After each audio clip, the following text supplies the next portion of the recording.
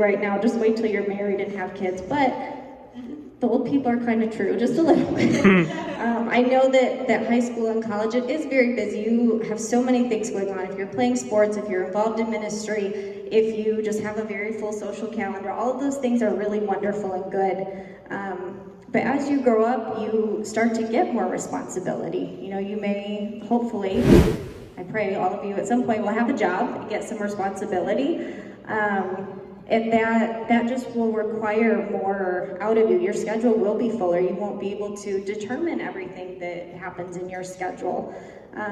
You know, you may get married one day, you may have kids, and once they start school, somebody has to do something every day. They have a dress-up day, they have a field trip, there's forms that have to be turned in. It's never ending with the children. So your time is really not your own. Or maybe you're just managing a project at work or a group project in school. Whatever your life ends up looking like, you always have to plan what to do with your time. And again, some of it will be chosen for you, but there's still so much of it that you get to decide what to do with. Successful people, leaders, they know how to manage their time, not just how to be more productive, so they're always working around the clock. That's not the point here. It's not to work constantly and to be in the state of stress, but because they manage their time well, they're able to schedule that rest time for themselves. And the Bible makes it very clear through God's creation of the world that rest is very important. What did God do on the seventh day? He rested. And so what should we do? We should rest. But the way that our society is, our culture, rest is not built in. We have to make time for that. So how many of us have ever felt a time where we're just constantly running?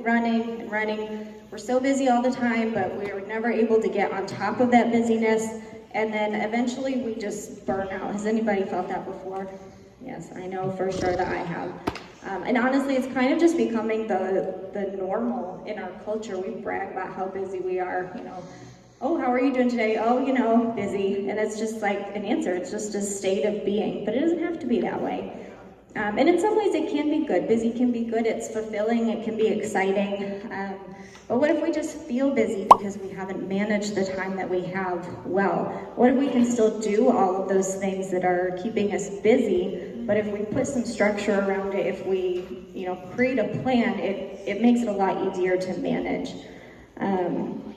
In the last year or so, the weirdest thing, I've kind of done like a social experiment with myself.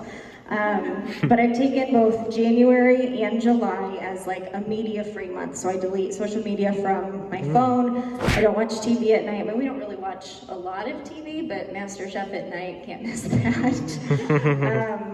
And, you know, just like random shows, if I'm working and I'll have it on in the background or something. So I took all of that out. And leading up to those months, the reason I decided to do that is I was just feeling so burnt out. I would get to the end of my work day and get the kids to bed. I'm just like, oh, I'm so tired. I don't have any energy to do anything else. So I'm just going to sit on the couch and I'm just going to watch something because I don't have any energy for anything else. Well, when I decided to cut all of that out, it really was amazing. I felt so free. Like I would get to the end of the day, we'd get the kids to bed, and then I could just do whatever I wanted. Like, I don't know, it was so weird. It's not that I have to watch TV. Nobody was making me watch TV. Austin wasn't saying you have to sit here and watch TV with me. But I just... But because it was there, because it was an option, and it felt so easy, that's what I wanted to do. But once I cut that out,